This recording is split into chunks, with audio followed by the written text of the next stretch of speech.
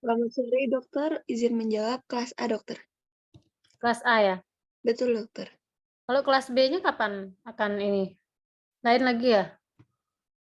Eee, saya kalau nggak salah waktu itu sempat lihat jadwal tanggal 15, dokter, untuk kelas B. Oh iya, heeh. Ya biar nggak mendadak ya, minta tolong mungkin, supaya agak jauh-jauh hari ya, mungkin 3 harinya gitu ya, menginfokan ke saya gitu. Karena menyesuaikan juga dengan jadwal yang lain.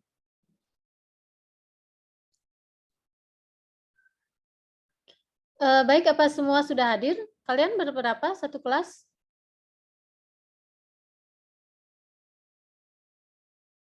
Izin menjawab, dokter, sudah Ya. semua. Kita satu kelas 57 mahasiswa. Oh 57 ya? Betul, dokter. Baik, eee, mungkin saya perkenalkan diri dulu ya, Adik, semester berapa ini ya? Semester 1 apa semester 2 ya jadinya ya? Semester berapa? Semester 1, dokter. Semester 1 ya. Eee, baik, saya Dokter Armi ya, Dokter Armi Rinayanti, bagian patologi anatomi di Fakultas Kedokteran Warmadewa. Mungkin di sini kapasitas saya, diperbantukan ya untuk memberikan kuliah kuliah dasar untuk kalian di semester 1 ini kan beberapa kuliah-kuliah, kedokteran dasar ya.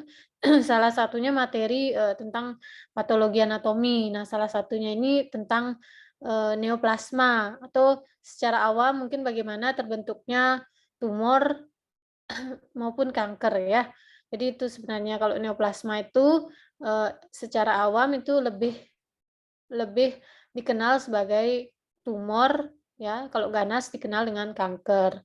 Ya di sini mungkin, saya memaparkan sedikit ya bagaimana mekanisme terjadinya suatu, tumor dan berkembangnya tumor itu menjadi tumor yang ganas atau dikenal dengan istilah cancer ya.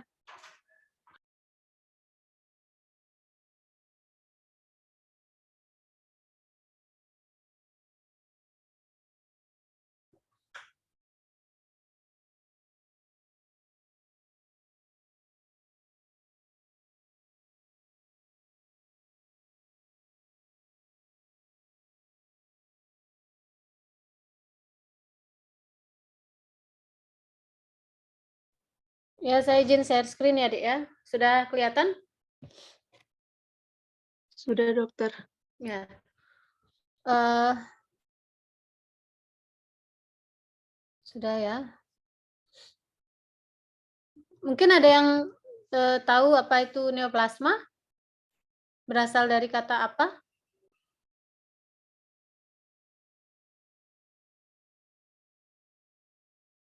Sebelum saya Saya mulai? menjawab, dokter.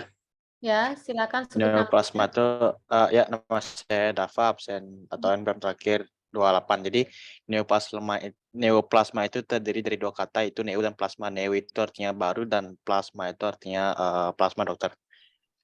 Plasem itu pertumbuhan ya, baru. Jadi pertumbuhan baru ya. Jadi neoplasma itu, secara harfiah sebenarnya artinya, pertumbuhan sel-sel yang baru ya, mirip juga dengan regenerasi, tetapi kan kalau regenerasi itu, memang sudah terprogram dan, terbatas ya, sedangkan kalau neoplasma ini pertumbuhan sel baru yang terus-menerus ya. Yang dia tidak direm gitu pertumbuhannya. Nah, adapun tujuan kalian sebenarnya di materi neoplasma ini agar kalian lebih mengenal istilah-istilah atau nomenklatur yang berkaitan dengan neoplasma, kemudian memahami bagaimana karakteristik neoplasma jinak dibandingkan dengan neoplasma ganas itu seperti apa perbedaannya. Kemudian bisa juga memahami bagaimana sih epidemiologi dari cancer ya. Kemudian memahami bagaimana faktor-faktor risiko terkait neoplasma ini ya. Jadi terbentuknya suatu neoplasma itu tidak bisa menjudge satu faktor aja. Jadi dia multifaktorial ya. Multifaktorial di sini banyak sekali faktor yang terlibat. Baik dia faktor genetik, epigenetik maupun faktor-faktor lingkungan yang lain ya. Termasuk juga adanya pencetus dari suatu infeksi juga bisa memicu suatu neoplasma ke depannya. Nah, selanjutnya setelah adanya satu faktor-faktor risiko itu baru kita akan mempelajari bagaimana sih tahapan dari neoplasma, terbentuknya neoplasma atau dikenal dengan tahapan karsinogenesis. Selain itu juga bisa memahami agen-agen yang bisa mencetuskan neoplasma atau dikenal dengan agen karsinogenesis. Jadi selain dia memang faktor bawaan, ya misalnya ada faktor genetik maupun epigenetik di dalamnya, juga neoplasma ini bisa juga dicetuskan oleh berbagai agen-agen karsinogenesis ya, misalnya agen kimiawi, radiasi ya, agen infeksi baik bakterial, virus itu bisa memicu terjadinya suatu neoplasma. Baik, mungkin kita ke istilah dulu ya. Kalau kalian mendengar istilah neoplasma, saya harapkan ke depannya kalian sudah bisa membayangkan ya bahwa yang dibahas adalah tentang tumor ya, tumor. Jadi tumor itu ada yang jinak, ada yang ganas ya, Dik ya. Kalau yang ganas mungkin secara awam dikenal dengan istilah cancer ya atau kanker ya. Nah, sedangkan neoplasma jinak itu biasanya lebih ke tumor ya, tumor secara umum, tumor jinak gitu biasanya kalau orang awam menyebut ya. Sedangkan secara medis gitu ya, kita tidak boleh terus-terusan menggunakan istilah awam dalam menjelaskan suatu penyakit ya. Bisa saja kita misalnya membaca suatu jurnal atau artikel atau misalnya dalam suatu pertemuan ilmiah, kita juga harus terbiasa dengan istilah-istilah yang medis ya. Nah, di sini neoplasma itu kan ada yang jinak dan ada yang ganas ya.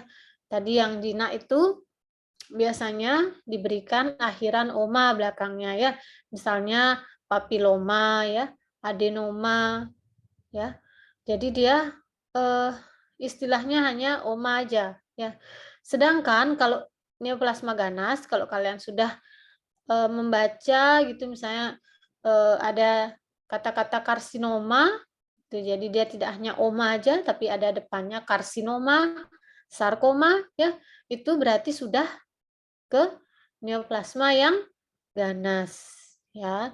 Jadi tergantung asal selnya. Kalau penggunaan istilah neoplasma yang ganas itu, kalau dia berasal dari sel yang epitel, ya misalnya epitel kelenjar, epitel epitel apa? Epitel squamous ya, epitel squamous kulit atau epitel squamous di daerah gingiva itu kan epitel squamous ya. Biasanya menggunakan istilah belakangnya karsinoma ya. Jadi misalnya squamous cell karsinoma. Atau kalau misalnya kelenjar adenokarsinoma ya. Jadi kalau sudah ada istilah karsinoma belakangnya berarti ada keganasan dari komponen sel epitelial. Berbeda halnya kalau misalnya dia neoplasma jinak. Biasanya dia hanya oma saja ya, misalnya squamous papilloma ya. Terus apa lagi? Adenoma payudara gitu biasanya ya. Atau misalnya adenoma usus ya. Jadi dia hanya oma saja. Ya, tidak seperti yang ganas ya, karsinoma belakangnya. Sedangkan kalau komponennya adalah komponen mesenkimal, di sini contohnya mesenkimal itu apa saja, Dek? Ada yang tahu? Kan ada epitelial, ada mesenkimal. Jadi mesenkimal itu apa? Mungkin supaya nggak jauh dulu saya membahas ya, apa itu epitel, apa itu mesenkim. Kalian harus terbayang dulu jari ininya, bentuknya ya. Apa sih itu epitelial?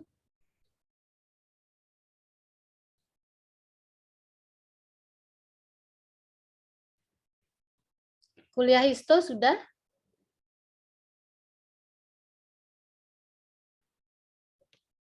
Sudah ya, Dek ya? Kalau kuliah histonya.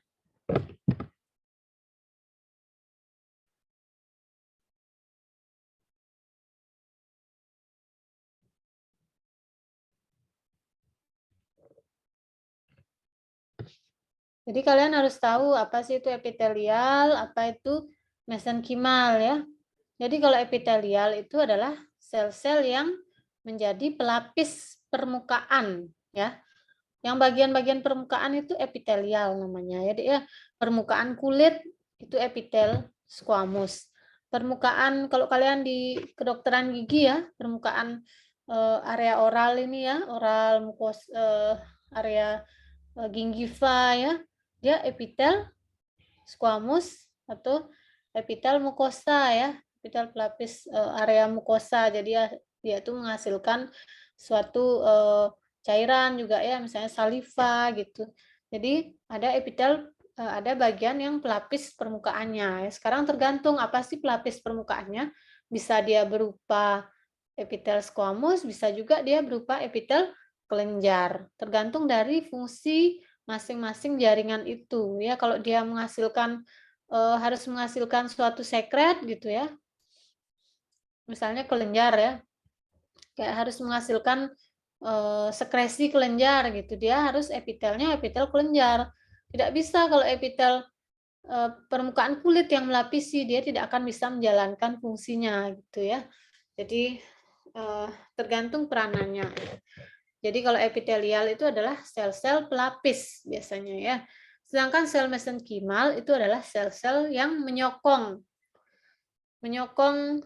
sel yang melapisi. Jadi dia ada pelapis luarnya, tentunya nggak bisa melayang kan sel itu ya. Pasti dia ada penyokongnya.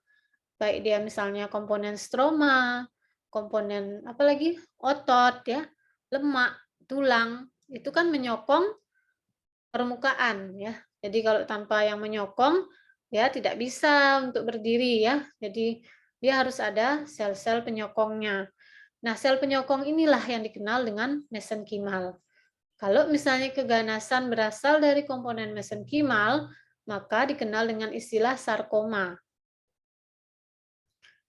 Jadi kalau keganasan itu berasal dari keganasan sel epitel, dikenal dengan istilah karsinoma ya. Misalnya adenokarsinoma ya. Sedangkan kalau mesenkimal, contohnya misalnya dari komponen tulang gitu ya, osteosarkoma. Ya, kan ada ya tulang rahang gitu ya biasanya. Itu osteosarkoma kalau dari komponen tulangnya. Atau dia dari tulang rawan, kondrosarkoma. Atau dari lemak, liposarkoma. Ya, pokoknya kalau ada istilah sarkoma berarti sel-sel penyokongnya yang mengalami perubahan ganas. Nah, ini ada pengecualian untuk adanya istilah oma. Ya, oma di sini ternyata ganas, bukan oma yang jinak. Contohnya pada apa?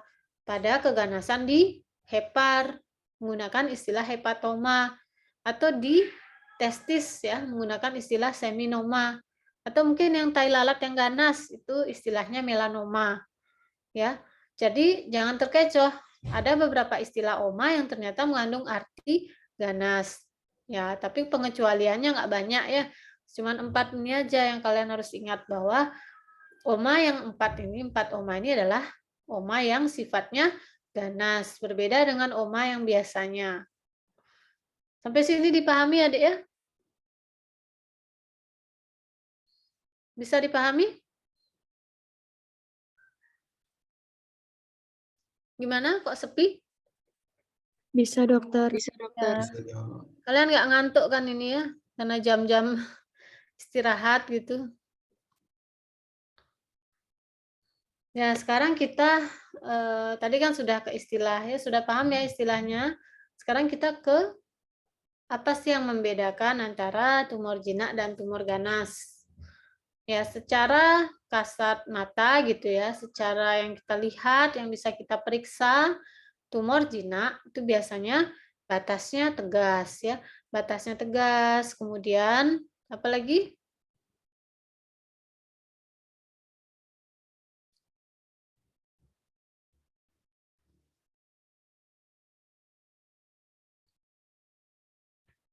Berbatas tegas, terus biasanya pertumbuhannya tidak pesat ya. Tumbuhannya tidak pesat, kemudian biasanya jaringannya juga jaringan tumornya itu mobile ya, mobile, jadi dia tidak terfiksir, bisa digoyang-goyangkan gitu ya. Contohnya misalnya apa ya? Contohnya polip gitu ya, polip atau misalnya papiloma di kayak kutil gitu di kulit ya. Itu kan bisa digoyang-goyangkan. Jadi dia mobile ya. Lalu neoplasma yang ganas secara yang bisa kita amati itu tentunya kebalikan dari neoplasma yang jinak tadi ya. Batasnya tidak jelas ya. Kalau kita disuruh mengukur berapa sih ukuran tumornya, bingung ya. Karena memang pinggir-pinggirnya nggak jelas. Seperti ada penyatuan dengan area sekitarnya. Sehingga kita susah untuk melakukan pengukuran yang akurat ya. Beda dengan neoplasma yang jinak, gampang untuk diukur ya. Kemudian dia lebih mobile kalau yang jinak, sedangkan yang ganas dia terfiksir ya. Jadi kalau kita gerak-gerakkan dia tidak bergerak karena dia menempel dengan jaringan sekitarnya. Yang lain lagi batasnya tentunya ya, tadi batasnya neoplasma jinak itu tegas ya, kalau neoplasma ganas itu tidak tegas. Pertumbuhannya juga kecepatan pertumbuhan biasanya kalau neoplasma yang jinak itu agak lama ya, perlu waktu puluhan tahun gitu. Bertahun-tahun lah untuk bisa memunculkan diri sebagai tumor. Sedangkan kalau neoplasma ganas ini sangat cepat ya, jadi nggak terasa mungkin dalam waktu 1 bulan gitu sudah besar tumornya ya.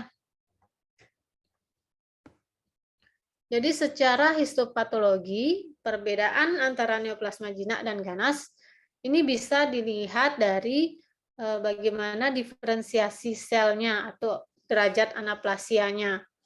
Kalau misalnya dia semakin mirip dengan sel asalnya, berarti dia diferensiasinya bagus. Artinya dia semakin menyerupai sel aslinya. Ya, itu biasanya ciri-ciri tumor yang jinak. Misalnya asalnya dari sel epitel squamous ya. Jadi dia mirip dengan epitel squamous masih ya. Jadi dia masih yang jinak ya. Bisa berdiferensiasi bagus. Sedangkan semakin jelek diferensiasinya, artinya semakin dia susah dibedakan gitu ya. Jadi dia mirip dengan sel mesenkimal, kadang dia mirip dengan sel-sel raksasa gitu ya. Itu artinya dia diferensiasinya sudah buruk ya. Artinya dia sudah tidak menyerupai sel asalnya, sudah jauh berbeda. Sehingga bisa kadang-kadang tidak dikenali ini apa sih tumor apa gitu ya. Asalnya dari mana selnya itu gitu ya, sampai seperti itu ya kalau misalnya diferensiasinya buruk. Jadi kalau diferensiasinya bagus jelas ya, entah dia epitel squamous, entah dia epitel kelenjar, itu masih jelas tampilannya. Kecepatan pertumbuhan tadi sudah saya sebut ya, biasanya kalau yang jinak itu agak lama, sedangkan yang ganas tuh cepat ya. Kemudian invasi ke sekitar, biasanya kalau yang ganas itu sering melakukan invasi ke jaringan sekitarnya. Sedangkan neoplasma yang jinak itu jarang ya. Kemudian metastasis itu biasanya kalau yang ganas itu sering terjadi metastasis, artinya penyebaran di luar dari jaringan asal ya. Misalnya dia asalnya dari payudara gitu ya. Kemudian invasinya ya melakukan invasi ke jaringan tulang di atasnya gitu ya. Misalnya ada kan tulang-tulang area torakalis yang gitu-gitu ya. Itu melakukan invasi lokal. Yang berikutnya kemampuan metastasis ya. Metastasis biasanya neoplasma yang ganas. Artinya dia bisa keluar jauh dari organ asalnya. Misalnya dia asalnya di misalnya asalnya di tulang gitu ya.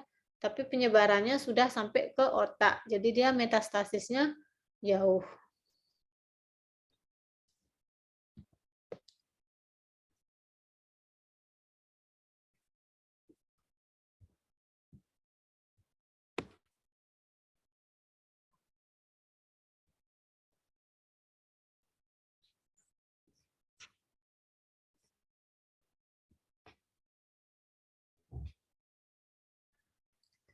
Ya, apalagi yang membedakan tumor jinak dan ganas? Tadi kan sudah diferensiasi ya. Jadi semakin dia menyerupai sel asalnya, itu artinya diferensiasinya dia masih semakin bagus ya. Jadi dia lebih jinak biasanya.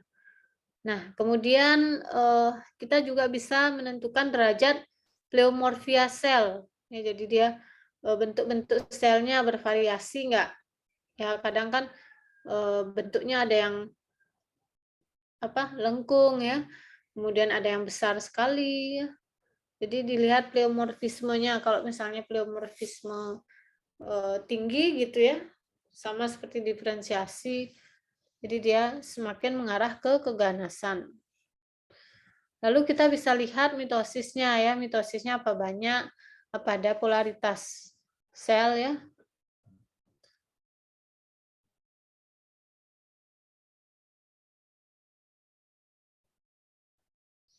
Ya, jadi kalau polaritas sel itu artinya susunan selnya. Jadi kan susunannya itu rapi gitu ya. Kalau yang jinak itu masih bagus, dia masih rapi, masih teratur dia berbaris. Sedangkan kalau neoplasma ganas sudah acak-acakan. Tadi ada yang menghadap ke kanan, ada yang menghadap ke kiri ya, ada yang ya berbagai posisi ya. Jadi dia tidak bagus polaritasnya.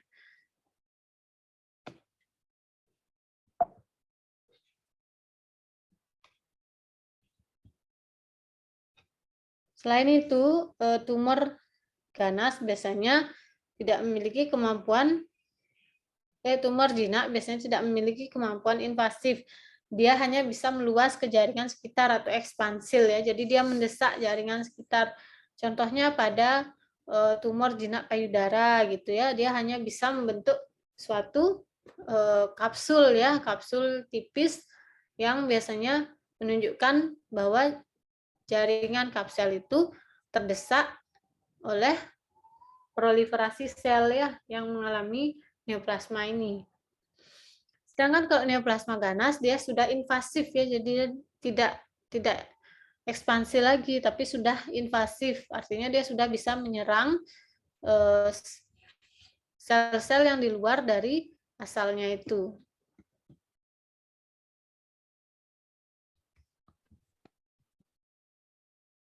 Selain itu, sel ganas, ya tumor ganas juga bisa melakukan kemampuan bermetastasis ya. Jadi dia untuk homing ke suatu organ yang jauh dia harus melalui metastasis. Ya, jadi sebenarnya ada 3 jalur dari metastasis ya. Ada yang seeding langsung, artinya dia memang bisa menuju ke area itu ya. Seeding itu artinya dia bisa berjalan ke area itu ya, area yang menjadi standar untuk ini ya, seeding gitu ya. Lalu biasanya ke daerah-daerah yang berongga biasanya, jadi tumor ganas yang asalnya dari area-area yang berongga ya, misalnya tumor ganas di rongga abdomen gitu ya, biasanya dia melakukan seeding jalur metastasisnya, artinya dia ke sekitarnya, tumbuh di sekitarnya. Misalnya kalau tumor di daerah usus ya, tumbuh ke sekitar usus, misalnya apa? Rahim gitu ya. Jadi tumor ganas yang ada di usus bisa pindah ke bagian rahim ya. Jadi melalui proses seeding. Selain itu juga melalui jalur limfatik dan hematogen. Biasanya kalau yang limfatik ini pada kasus yang karsinoma ya. Jadi kalau karsinoma perlu dicek apakah ada metastasis melalui jalur limfatik apa tidak ya. Sedangkan sarkoma itu biasanya jalurnya hematogen ya. Jadi dia invasi fasa ya, jadi melalui pembuluh darah, bukan melalui pembuluh limfe. Ya baik, secara epidemiologi nih kejadian kanker nih semakin banyak di dunia ini ya. Jadi di tahun 2008 itu diperkirakan lebih dari 12,7 kasus per tahunnya ya, kasus baru. Sedangkan di tahun nanti ya 2020 itu diperkirakan naik sampai sekitar dua kali lipatnya ya. Jadi sangat cepat untuk angka kejadian dari kanker ini. Nah, baru kita menggali bagaimana faktor-faktor pencetus dari kanker ya. Jadi yang seperti saya katakan tadi, tidak hanya kita bisa menjudge satu faktor saja ya. Jadi kalau kanker itu dia multifaktorial. Baik dari faktor genetik ya. Contohnya misalnya di adanya riwayat keluarga dengan kanker ya. Itu harus hati-hati bahwa kemungkinan generasi selanjutnya juga rentan mengalami kanker ya. Itu secara genetik. Sedangkan secara epigenetik itu biasanya yang tidak melibatkan jalur-jalur genetik, tetapi dia bisa mempengaruhi ekspresi suatu gen sehingga dia bisa menandakan suatu perubahan neoplasma juga ya. Contohnya kejadian metilasi DNA itu ya bisa mempengaruhi terjadinya kanker juga. Ya, faktor lain seperti paparan dari lingkungan dan usia ya, tentunya ya usia-usia tua biasanya cenderung atau rentan mengalami kanker karena imunitasnya menurun ya. Jadi jangan lupa bahwa sel kanker ini harus menghadapi sel-sel imun di tubuh kita juga untuk dimusnahkan karena memang sel kanker dianggap satu benda asing. Tapi kalau misalnya imunitasnya menurun ya, kemampuan untuk melawan kanker itu berkurang sehingga sering terjadi rekarensi juga ya atau perburukan juga ya, prognosisnya menjadi lebih buruk. Nah, selain itu juga ada faktor-faktor lainnya seperti lingkungan gitu ya. Lingkungan itu ada banyak, misalnya agen infeksi, contohnya HPV ya. HPV kan bisa mencetuskan CA cervix ya. Jadi bisa saja bahwa virus bisa mencetuskan suatu kanker ya. H. pylori ya bisa memicu suatu adenokarsinoma pada usus ya. Jadi Helicobacter pylori ini perlu diamati juga ya. Kemudian lifestyle atau gaya hidup. Ya kalau misalnya sering merokok ya, tentunya akan bisa meningkatkan radikal bebas di tubuh kita ya. Jadi radikal bebas itu nanti akan mempengaruhi apa? Ada yang bisa menjawab?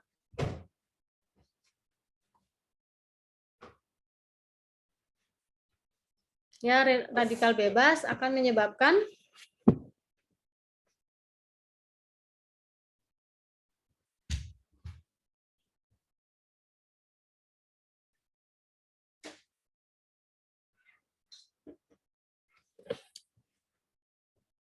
apa efek dari radikal bebas? Kerusakan komponen DNA ya. Jadi dia bisa memicu kerusakan-kerusakan tambahan pada komponen DNA sehingga nantinya akan mempermudah terjadinya suatu karsinogenesis juga ya. Selain itu juga bahan-bahan kimiawi ya, radiasi seperti sinar UV ya, itu bisa meningkatkan risiko kanker ya, contohnya kanker pada tai lalat ya, misalnya melanoma maligna gitu ya. Jadi harus diwaspadai.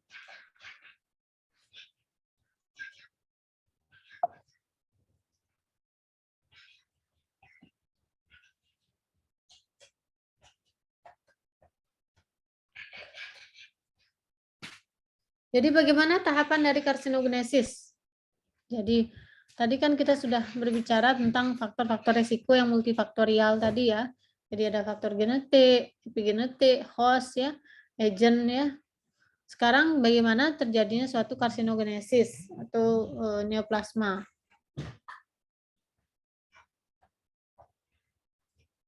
Jadi yang pertama kali itu yang harus terjadi adalah terjadinya suatu kerusakan genetik yang sifatnya non-letal. Jadi sel-sel yang mengalami kerusakan DNA tadi dia tidak mati gitu. Anggaplah menjadi suatu sel yang seperti zombie gitu ya. Jadi dia harusnya dimatikan ya sel itu, tetapi dia tidak bisa dimatikan, dia tetap hidup ya. Jadi seperti mayat hidup yang tidak berfungsi tetapi membahayakan area sekitarnya ya.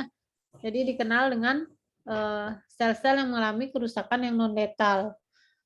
Jadi sebenarnya ada mekanisme agar sel yang rusak ini bisa di-repair, atau kalau tidak bisa di-repair dilakukan kematian sel ya, merangsang kematian sel melalui jalur apoptosis.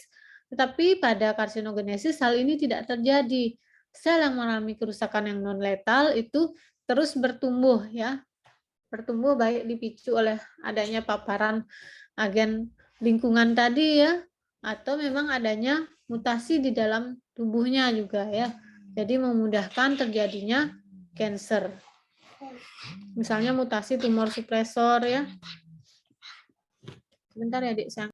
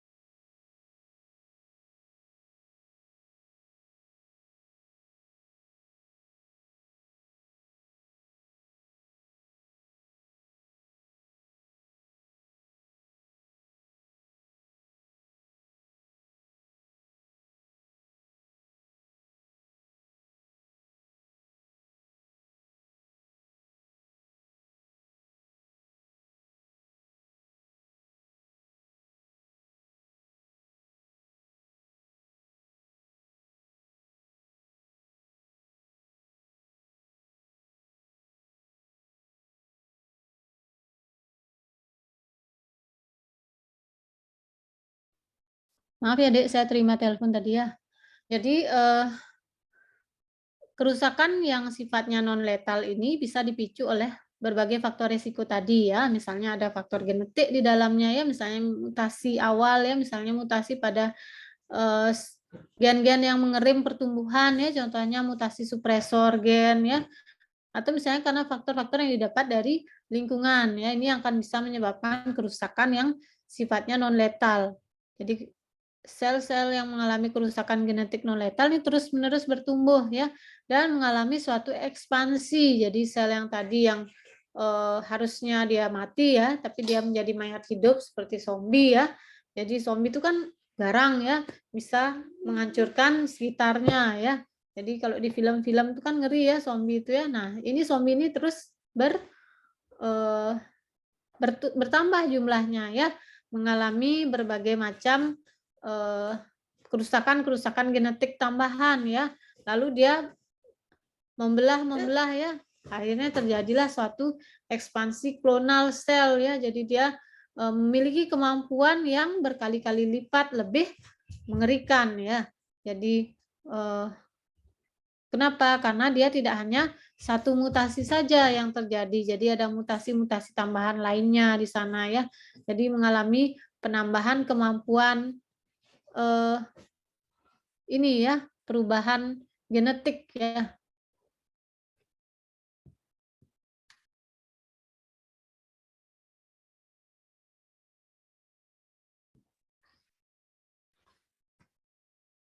Nah, tadi setelah adanya kerusakan non letal yang terus berkembang ya, kemudian dia mengalami penambahan mutasi ya, mutasi-mutasi tambahan sehingga dia kemampuannya menjadi lebih meningkat ya, kemampuan entah proliferasi, entah dia memiliki kemampuan untuk menginvasi area sekitar ya, terus memiliki kemampuan untuk bermetastasis. Ini dikenal dengan suatu kemampuan ekspansi klonal ya.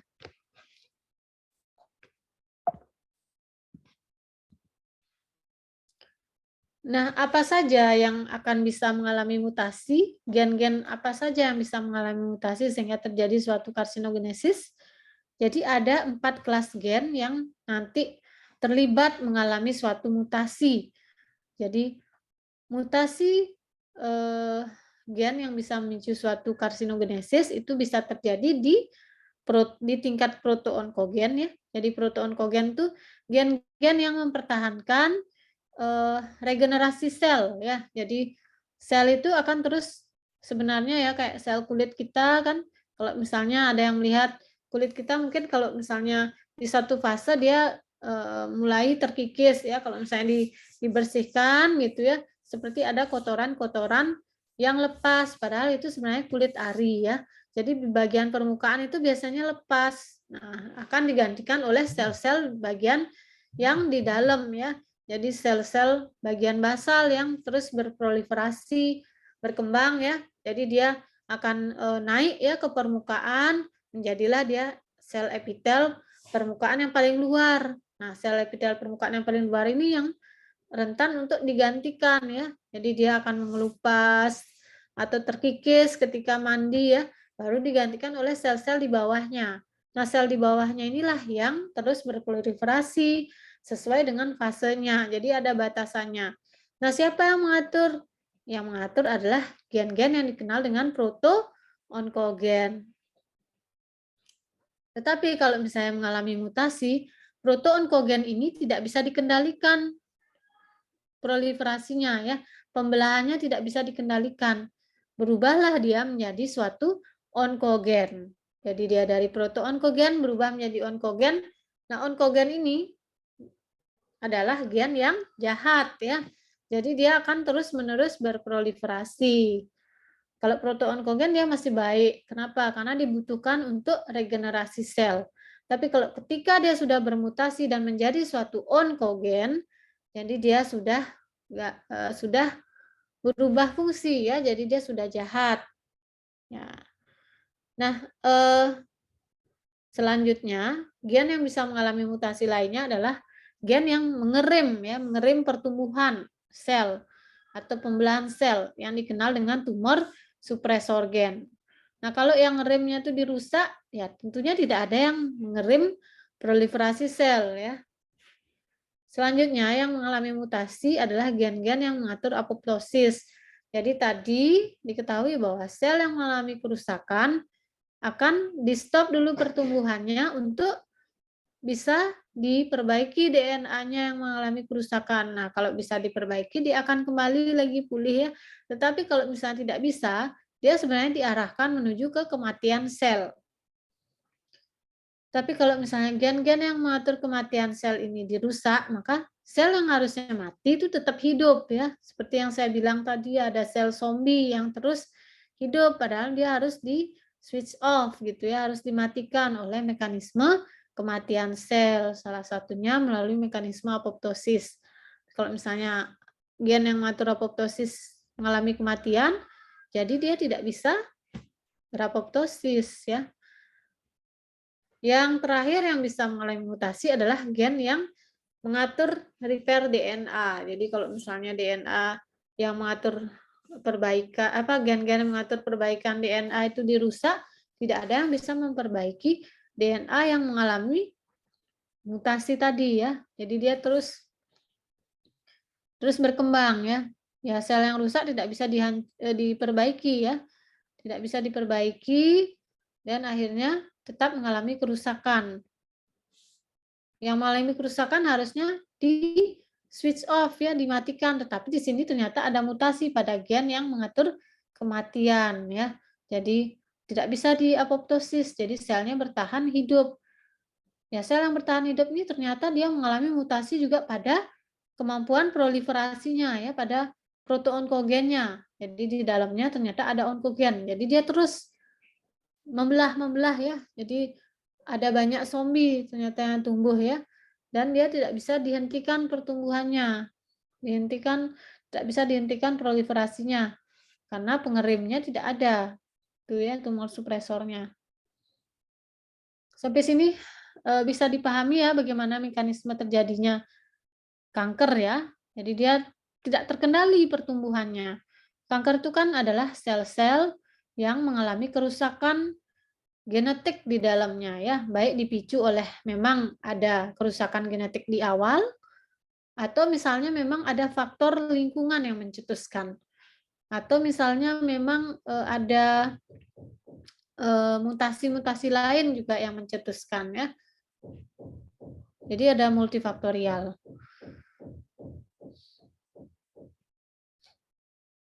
Ya, yang terakhir kalau misalnya terjadi akumulasi dari mutasi-mutasi tambahan itu, maka itulah yang dikenal dengan terjadinya hallmark of cancer ya. Jadi mutasi-mutasi tadi akan memberikan penanda dari adanya cancer ya. Apa itu hallmark of cancer? Ya, yang pertama tentunya sel-sel yang mengalami cancer itu, sel cancer itu akan terus memunculkan sinyal pertumbuhan. Jadi dia tumbuh terus-menerus, dia tidak bisa di stop pertumbuhannya oleh pengerim pertumbuhan ya. Jadi ada kerusakan dari tumor supresor gennya. Jadi dia berproliferasi terus, tidak bisa direm karena tumor supresornya mengalami mutasi juga.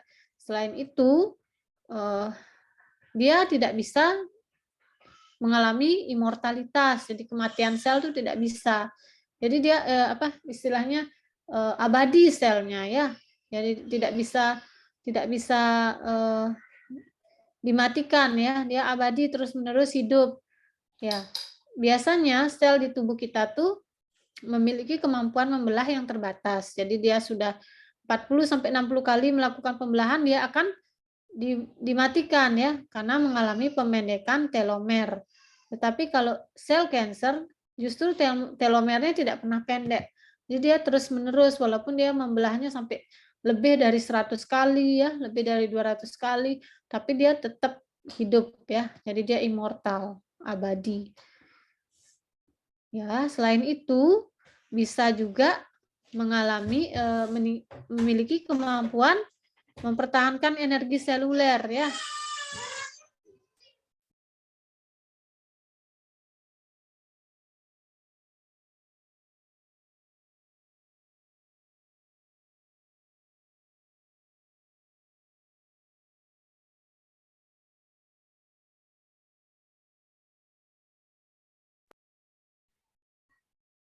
Maaf ya. Ya jadi coba kita bayangkan misalnya sel itu terus-menerus berproliferasi ya, bertambah banyak gitu selnya ya, menjadi suatu tumor. Kalau kalian bayangkan tumor itu kan besar ya ukurannya. Sel yang jaringan yang ukurannya lebih besar tentunya dia memerlukan nutrisi, memerlukan oksigen yang lebih banyak. Ya kan? Bisa dipahami mungkin ya? Nah, bagaimana dia untuk mendapatkan nutrisi yang mencukupi pertumbuhannya gitu? Ya dengan cara merebut nutrisi dari jaringan normal sekitarnya ya. Jadi dia bisa mengatur agar nutrisinya tercukupi. Ya, dengan cara bagaimana? Dengan cara mengambil alih pengaturan energi seluler ya. Misalnya dilakukan suatu glikolisis gitu ya, glikolisis untuk pertumbuhan sel-sel yang normal. Jadi kan glikolisis itu kan tujuannya menghasilkan energi ya, ATP. ATP yang diperlukan untuk pertumbuhan sel-sel normal. Tetapi ini dialihkan ya. Dia yang mengendalikan mekanisme glikolisis ya, yang akan diarahkan menuju ke sel tumor itu ya, sehingga dia nutrisinya tercukupi. Selain itu, selain nutrisi yang dibutuhkan, sel yang bertumbuh secara pesat ya, tentunya memerlukan oksigenasi yang banyak ya. Jadi di sini awalnya terjadi suatu penurunan suatu hipoksia ya, hipoksia yang relatif sifatnya ya. Jadi dia kadar oksigen dalam jaringan yang mengalami tumor itu seolah-olah menurun ya. Jadi dia memerlukan oksigen yang lebih banyak. Caranya bagaimana? Ya, caranya dia akan meningkatkan kemampuan angiogenesis ya. Jadi dia meningkatkan pembentukan pembuluh darah baru di sekitar area tumor. Tujuannya apa? Pembuluh darah kan mengantarkan oksigen ya. Jadi tujuannya untuk memperbanyak oksigen yang masuk ke area tumor. Ya, di sini ada kemampuan hallmark yang lain yaitu adanya kemampuan menginduksi angiogenesis ya. Jadi pembentukan pembuluh darah baru. Sehingga kalau kalian lihat orang dengan tumor yang ukuran yang besar, pasti kalau diraba itu panas ya. Panas kenapa? Karena ada banyak pembuluh darah yang bertumbuh. Nah, pembuluh darah ini sifatnya hangat. Kenapa? Karena banyak sekali mengantarkan oksigen-oksigen menuju area tumor. Selain itu dia juga mengantarkan darah yang berisi banyak nutrisi ya. Tujuannya apa? Agar tumor itu terus bertumbuh, menyesuaikan dengan kemampuan proliferasinya itu. Ya, selain itu, hallmark lain adalah dia bisa menghindari ya, bisa menghindari serangan imun di tubuh kita. Jadi tumor atau sel cancer itu kan dianggap suatu benda asing ya, yang harusnya dilawan oleh imunitas tubuh. Ya kalau misalnya imunitas tubuh kita bagus, bisa menghambat pertumbuhan tumor. Tapi kalau misalnya imunitasnya menurun gitu ya, maka akan rentan mengalami suatu tumor juga ya. Selain itu akan memudahkan progresivitasnya menuju ke tumor-tumor yang ganas ya kalau misalnya imunitasnya menurun.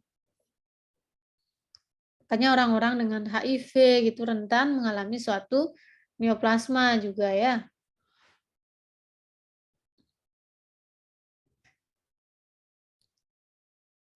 Jadi tumor itu juga bisa juga dicetuskan oleh suatu inflamasi yang lama seperti yang saya katakan tadi ya. Contohnya misalnya HPV ya, Human Papilloma Virus itu kan sudah dikenal sebagai suatu virus yang mencetuskan kanker pada serviks ya. Bagaimana mekanismenya dia? Ya tentunya harus menimbulkan dulu inflamasi yang sifatnya lama ya, inflamasi kronis. Ya, jadi dia ada suatu persistensi infeksi ya. Persistensi infeksi dari HPV ini akan menghasilkan suatu antigen yang sifatnya apa? Onkogenik ya. Jadi onkogenik artinya dia memicu pertumbuhan dari sel-sel di area serviks itu contohnya ya. Jadi dia bisa juga dipicu oleh faktor inflamasi kronis ya. Jadi itu salah satu hallmark of cancer juga. Nah, keseluruhan dari hallmark inilah nanti akan menyebabkan suatu instabilitas genomik istilahnya ya. Jadi gen kita tuh menjadi tidak stabil. Harusnya kan stabil ya. Dia ada fase pertumbuhan, kemudian ada fase istirahat gitu ya. Tapi kalau sudah terjadi suatu instabilitas, dia akan terus di fase yang sama ya, yaitu fase membelah. Sampai sini sudah dipahami ya dongeng saya? Mudah-mudahan nggak dianggap sebagai suatu dongeng ya. Bisa dipahami, bisa terbayang bagaimana mekanisme cancer? Bisa, dokter. Ya, mudah-mudahan bisa saya sajikan secara sederhana ya, walaupun ini memang materinya genetik gitu ya, dan protein-protein seluler gini ya, tetapi mudah-mudahan bisa saya sederhanakan gitu sehingga membantu pemahaman kalian gitu. Setidaknya meningkatlah kemampuannya, tidak lagi seperti orang awam gitu ya. Nah, bagaimana terjadinya suatu sinyal pertumbuhan yang terus-menerus yang tadi saya ceritakan ya. Jadi kalau sel normal gitu kan regenerasi sel itu pertumbuhannya dipengaruhi oleh protoonkogen istilahnya ya. Tapi kalau sudah mengalami mutasi maka yang ada bukan protoonkogen lagi tetapi sudah menjadi suatu onkogen. Nah, onkogen ini yang akan terus-menerus tersensitisasi memicu suatu proliferasi sel ya. Contoh onkogen itu dari mana saja? Dari misalnya protein permukaan ya, misalnya growth factor ya. Growth faktornya meningkat. Contohnya apa? Contohnya hormon estrogen ya, misalnya hormon progesteron itu kan suatu faktor pertumbuhan ya. Growth factor ya, hormon pertumbuhan ya. Growth hormone itu juga bisa mencetus suatu pertumbuhan. Nah, selain faktor ligannya, juga reseptornya yang tersensitisasi ya. Misalnya ligannya sedikit gitu ya, growth faktornya sedikit, tetapi reseptornya misalnya sangat sensitif. Jadi dia akan meneruskan sinyal pertumbuhan ya. Sensitifnya karena apa? Karena mengalami mutasi contohnya ya. Dia sudah menjadi suatu reseptor yang onkogenik.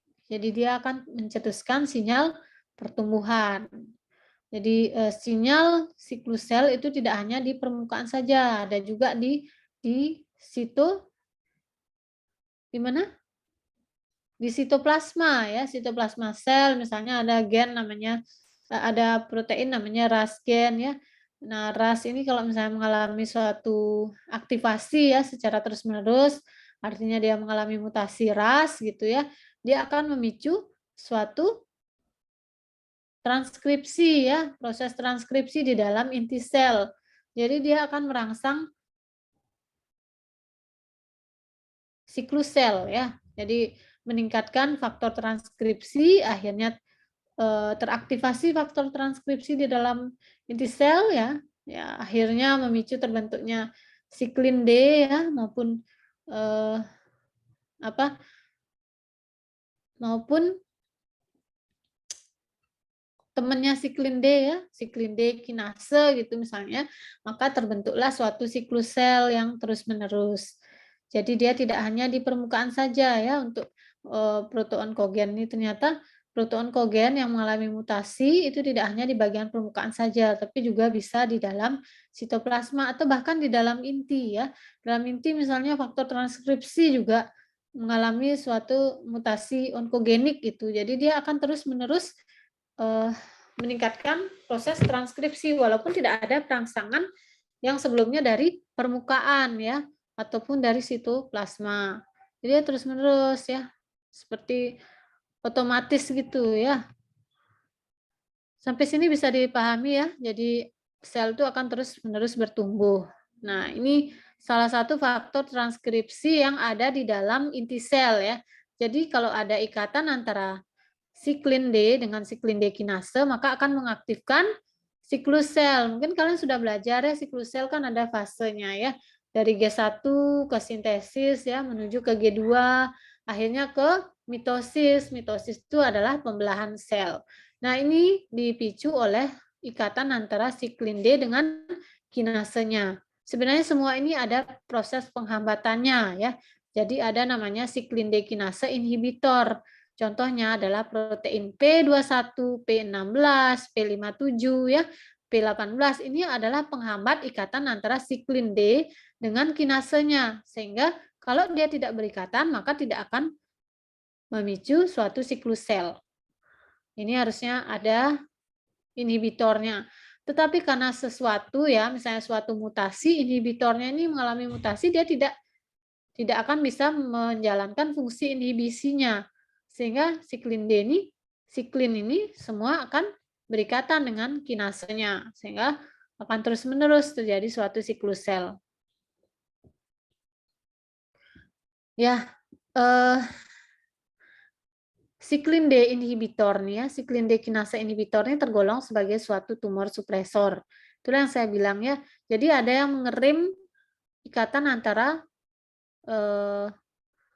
siklin D dengan kinase ya. Jadi dia ikatan pada protein kogennya. Tapi kalau misalnya ini masih menjadi protein kogen misalnya ya, normal misalnya dia. Tetapi kalau penghambatnya atau supresornya yang terganggu, maka ini akan terus-menerus ya berikatan.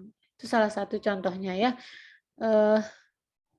Jadi yang menghambat ini dikenal sebagai gen yang pengerimnya ya. Jadi kalau misalnya dia terus-menerus teraktivasi ya onkogen itu, tetapi tumor supresornya bisa menahan ya, bisa mengerim, dia tidak akan menjadi kanker. Tapi kalau misalnya tumor supresor saja ya,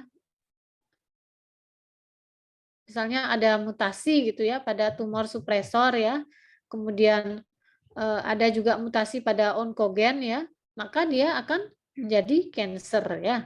Jadi kalau misalnya ada mutasi awalnya pada tumor supresor tapi masih belum ada onkogen protein, dia masih perlahan ya menuju ke kanker. Tapi kalau misalnya kedua-duanya ada mutasi pada protoonkogen menjadi onkogen, kemudian ada mutasi pada pengerimnya atau tumor supresornya, maka akan langsung menjadi cancer.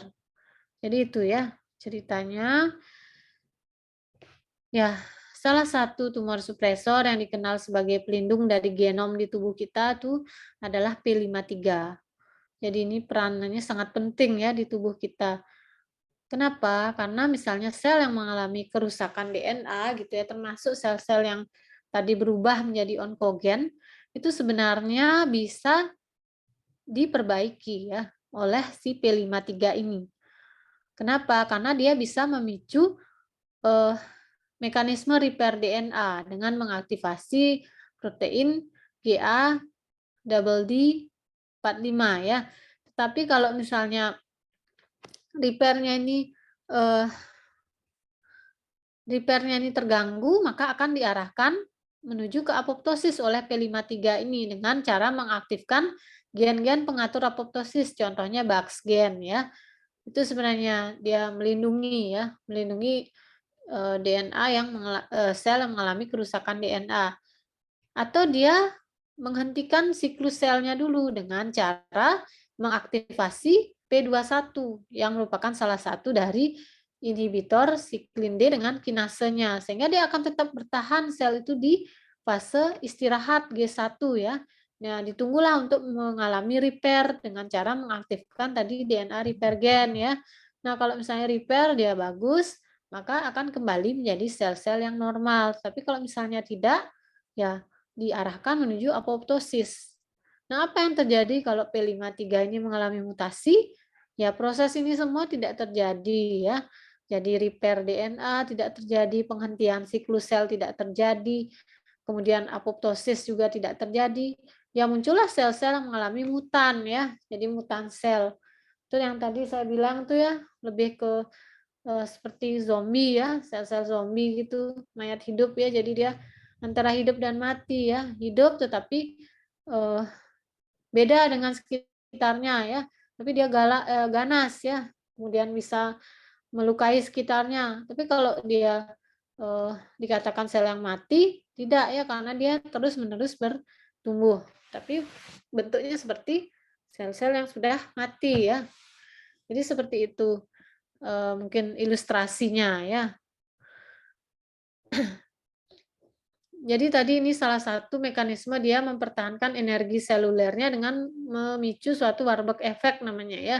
Jadi uptake glukosa yang harusnya menuju ke sel-sel normal itu diambil alih, diarahkan ke sel kanker ya. Jadi dia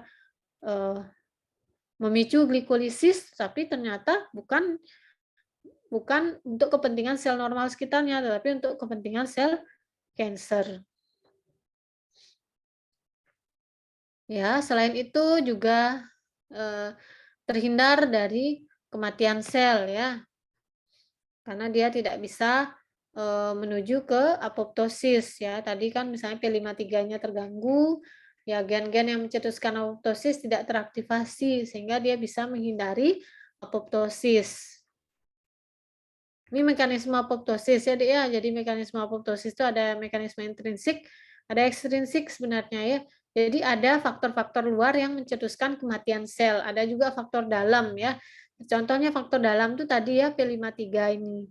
Kalau dia tidak bisa merepair sel itu kembali ke bentuk normal, maka dia akan mengaktifkan gen-gen yang mencetuskan apoptosis dan menghasilkan suatu protein apoptosis, contohnya Bax ya.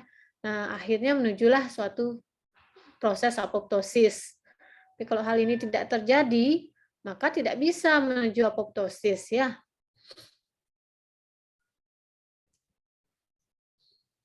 Jelas ya kuliah saya ya? Kenapa saya nggak slideshow ya dari tadi ya? Lupa saya loh. Ya. Selain itu juga dia memiliki kemampuan membelah yang tidak terbatas ya. Jadi dia abadi selnya ya. Istilahnya ini dengan immortal cell ya. Jadi dia sel kanker itu abadi. Harusnya kan memiliki kapasitas membelah itu 60 sampai 80 kali, dia akan mengalami pemendekan telomerase. Ya, telomerase itu pencetus penuaan sel ya.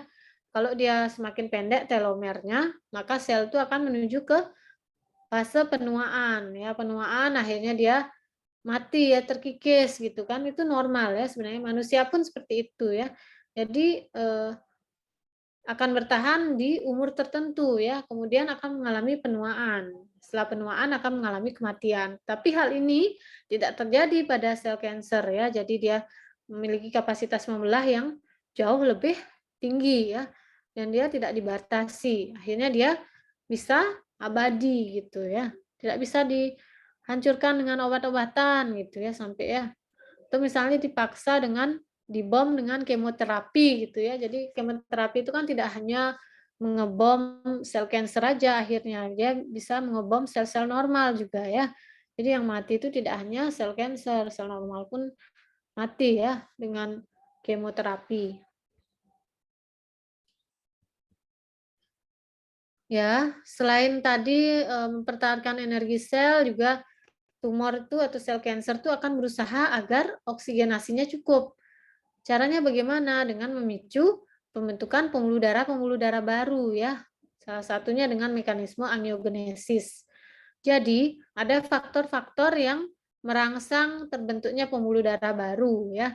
Baik itu dari sel tumor atau sel stroma sekitarnya atau sel radang di sekitarnya yang akan menghasilkan suatu faktor angiogenik. Contohnya misalnya VEGF ya, fibroblast growth factor juga itu akan menghasilkan pembuluh darah baru. Tujuannya apa? Agar sel tumor atau sel kanker yang bertumbuh itu mendapatkan oksigenasi yang cukup. Ya, jadi awalnya dia mengalami suatu hipoksia yang relatif ya. Misalnya berkurangnya kadar oksigen yang relatif sebenarnya di area tumor karena kan belum ada adaptasi. Tapi setelah ada suatu angiogenik faktor, akhirnya dia bisa mencukupi suplai oksigennya. Ya, selain itu bisa juga memiliki kemampuan invasi ya. Jadi merusak jaringan sekitarnya dan meluas ke jaringan yang jauh dari asalnya ya. Dengan cara bagaimana? Dengan cara menghasilkan suatu protease ya. Jadi sel kanker itu menghasilkan protease yang bisa menghancurkan matriks ekstraseluler, menghancurkan pembuluh darah ya sekitar tumor. Jadinya akhirnya dia bisa masuk ke pembuluh darah ya, masuk ke lumen pembuluh darah, akhirnya mengikuti aliran pembuluh darah, pergi jauh ya. Ya, lalu dia homing ke sel yang jauh dari asalnya ya. Jadi itu mekanismenya. Ya, ini contohnya ya, jadi sel kanker itu dia bisa menghasilkan suatu protease yang menghancurkan matriks ekstraseluler ya. Ini sel kanker ya. Ini menghancurkan sel penyokong di bawahnya ya. Jadi di bawahnya ini kan ada stroma ya. Ini stromanya dihancurkan sehingga dia bisa masuk ya. Akhirnya dia migrasi ke area yang bukan di permukaan lagi, dia ke area di sekitar penyokongnya. Nah, komponen epitelial ini atau komponen permukaan kan harusnya diam di permukaan aja. Tapi ini malah jalan-jalan ya. Dia bisa berjalan ke area penyokong ya, area misalnya di daerah stromanya atau bahkan menuju ke pembuluh darah seperti ini ya. Dia jalan-jalannya jauh banget ya, Dek ya. Ini kan harusnya di epitel permukaan aja ya, di permukaan dia tumbuh, tetapi karena dia terus-menerus bertumbuh memiliki kemampuan invasi ya, menghasilkan suatu protease sehingga dia akan berjalan terus ya, berjalan sampai ke pembuluh darah ya. Pembuluh darah pun akan dihancurkan dengan protease yang dimiliki. Akhirnya dia mengikuti aliran pembuluh darah menuju ke tempat yang jauh ya. Ini misalnya ke otak gitu ya, yang harusnya dia tidak tumbuh di sana. Ya. Ya, keluar lagi ya, keluar ke jaringan yang jauh itu, keluar dari pembuluh darah, akhirnya dia membangun rumah ya di tempat lain gitu ya, istilahnya ya, dia bermigrasi. Akhirnya di sana dia tumbuh menjadi sel-sel yang ganas juga di tempat itu, padahal dia bukan di sana asalnya gitu. Maka itu dikenal dengan istilah metastasis. Jadi kalau kalian mendengar istilah metastasis, apa sih itu metastasis? Sudah paham ya? Ya, bisa paham ya? Jadi itu efek dari sel ganas yang berjalan-jalan, ya berjalan-jalan jauh dia, apa, kalau ini ya, istilah gaulnya apa? Jalan-jalan apa istilah gaulnya? Hangout ya. Hangout dia ya. Jadi dia nggak cukup dia diam di asalnya, bosen ya, ya aku mau clubbing deh jauh gitu misalnya, atau misalnya mau jalan-jalan deh dulu ke mana gitu ya, misalnya ke luar negeri gitu ya. Jadi dia hangout gitu bersama teman-temannya yang lain gitu. Nah, di sanalah dia, ternyata tempatnya seru juga ya gitu, misalnya enak juga ya untuk ditempati, akhirnya dia homing di sana ya. Ya, harusnya dia bukan di sana asalnya gitu, dan ternyata dia mengganggu area sekitarnya juga ya, area tempat baru ini juga diganggu, didestruksi sama dia ya. Jadi gitu. Jadi, bisa dipahami ya sifat sel cancer ya, bisa jalan-jalan juga dia ya, bisa hangout juga seperti orang yang kebosanan juga ya. Nah, eee, sebenarnya sistem imunitas di tubuh kita tuh bisa melawan sel kanker, ini normal ya, sebenarnya bisa. Kalau misalnya imunitas kita tuh bagus. Kenapa bisa seperti itu? Karena sel kanker atau sel ganas itu akan menghasilkan suatu antigen. Antigen yang dianggap sebagai suatu benda asing ya.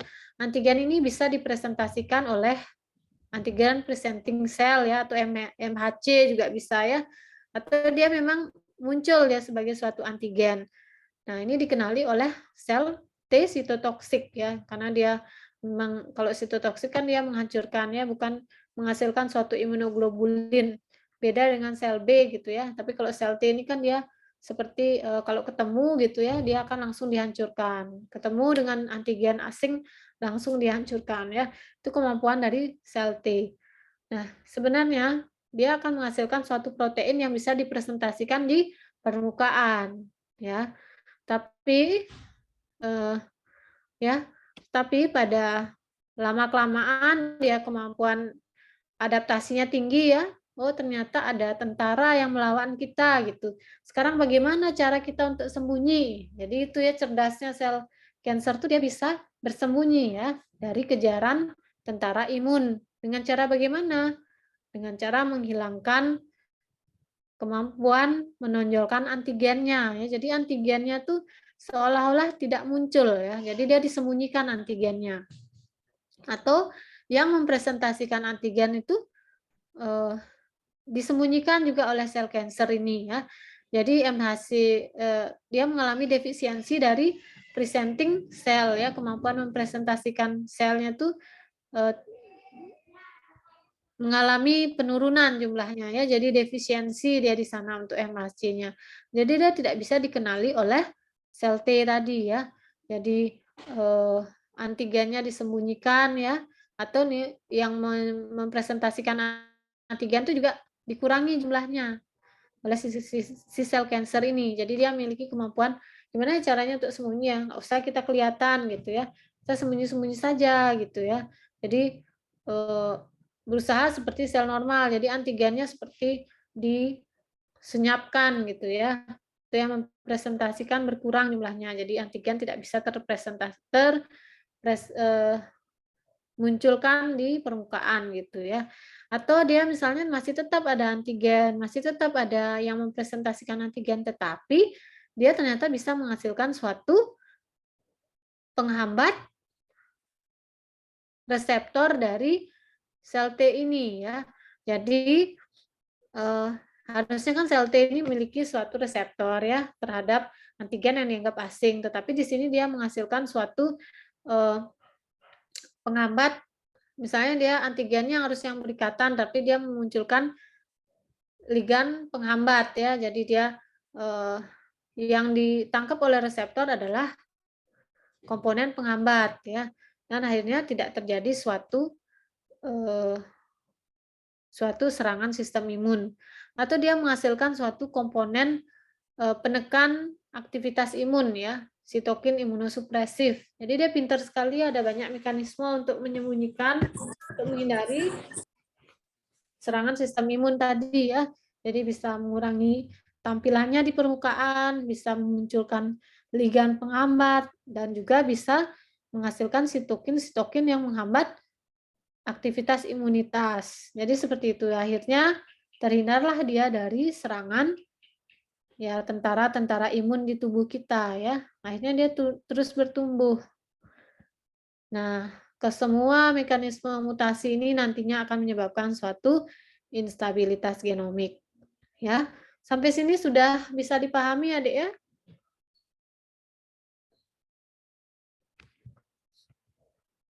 Cukup untuk membantu pemahaman kalian? Ada pertanyaan? Ya, ini slide terakhir saya ya. Mudah-mudahan ya membantu kalian untuk memahami ya mekanisme bagaimana terjadinya suatu neoplasma ya. Terutama terjadinya cancer di sini ya, karena kita berbicara ke neoplasma yang sifatnya ganas gitu ya, yang kita bicarakan. Jadi tidak terbatas hanya neoplasma jinak. Jadi kalau apa bedanya mekanisme terjadinya neoplasma jinak gitu ya. Jadi kalau neoplasma jinak mutasinya tentunya lebih terbatas ya, misalnya dia ada faktor proliferasi yang mengalami mutasi ya, misalnya dia ada onkogen protein tetapi tumor supresornya masih aktif gitu ya. Jadi dia walaupun dia berproliferasi masih ada batasan-batasannya gitu. Ada pertanyaan sebelum saya akhiri mungkin? Saya minta absensinya ya, Dek ya.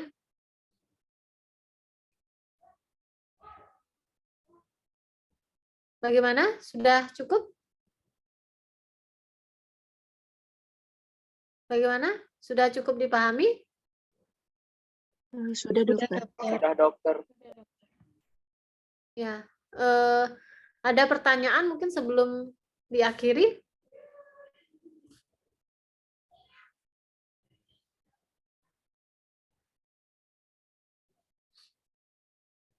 Ada pertanyaan? Bagaimana? Kenapa sepi ya? Saya tanya ada pertanyaan nggak? Tidak ada dokter. Tidak ada ya. Tetapi saya masih membuka ya kesempatan untuk kalian bertanya. Nanti bisa melalui Kortinya ya. Kan Kortinya tahu nomor saya ya. Jadi nanti bisa diajukan. Karena tidak ada pleno ya kalian ya. Jadi bisa diajukan melalui menuju ke nomor kontak saya ya. Bisa melalui Korti juga ya. Oke, terima kasih atas atensinya. Mudah-mudahan bermanfaat kuliah yang saya berikan ya. Menambah pengetahuan kalian tentunya ya. Mungkin itu saja dari saya. Silakan saya serahkan waktunya ke Dek Korti ya, Dek ya. Baik dokter. Terima kasih dokter. Terima kasih dokter. Terima kasih dokter. Mohon nanti untuk absen. Terima kasih dokter. Ya, sama-sama. Baik dokter. Nanti rekapan absennya akan saya kirimkan dokter. Ya.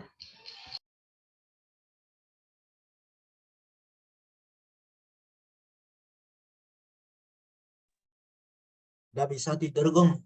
Tidur lah, Gong.